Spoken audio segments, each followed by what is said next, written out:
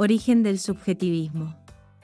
El subjetivismo tuvo su origen en el siglo V a.C. Fueron los sofistas los que la iniciaron. Esto es debido a que ellos fueron los primeros en aportar reflexiones subjetivas. Los sofistas fueron grandes pensadores que cobraban por sus enseñanzas. Sus máximos o principales representantes fueron Protágoras y Gorgias. Protágoras sostenía una afirmación, la cual decía que el hombre es la medida de todas las cosas. Esto quiere decir que el sujeto es el centro de todo, que cada persona determina su propia realidad, todo depende de la interpretación que tiene el individuo. ¿Qué es el subjetivismo? El subjetivismo es la postura filosófica que afirma que la fuente de todo conocimiento y de cualquier verdad depende de cada individuo. También es aquella teoría que puede afirmar que lo que es verdad para un sujeto puede no serlo para otro, es decir, algo que puede ser alterado por la conciencia del que la percibe. Puede ser alterado por sus creencias, por sus costumbres o tipo de educación. Por ejemplo, la belleza.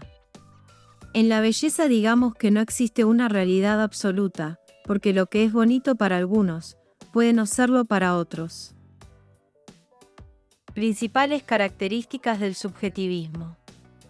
El conocimiento humano nace del sujeto. Al contrario del objetivismo, que dice que el conocimiento parte del objeto, el subjetivismo nos dice que el conocimiento humano va a surgir a partir de lo que el sujeto interpreta. La comprensión de la realidad depende del sujeto. Esto quiere decir que las personas, como todos sabemos, tenemos la capacidad de pensar y razonar, y a raíz de esa percepción vamos a interpretar nuestra propia realidad. Toma como factor primario, para la verdad, a la individualidad mental.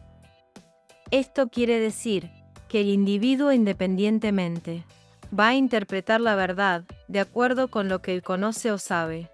Aquí tiene que ver mucho la formación de la persona en valores, costumbres, creencias y educación. En el ejemplo número 1, a simple vista no podemos definir el número que vemos, y de acuerdo al lado que vemos la imagen, le podremos dar un valor.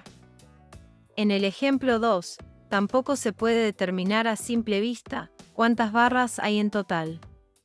En conclusión, cada persona habla desde su propia perspectiva, dependiendo de dónde vea las cosas, la percepción de la realidad puede ser muy distinta de la otra. Espero que esta información te haya servido, te invito a suscribirte al canal.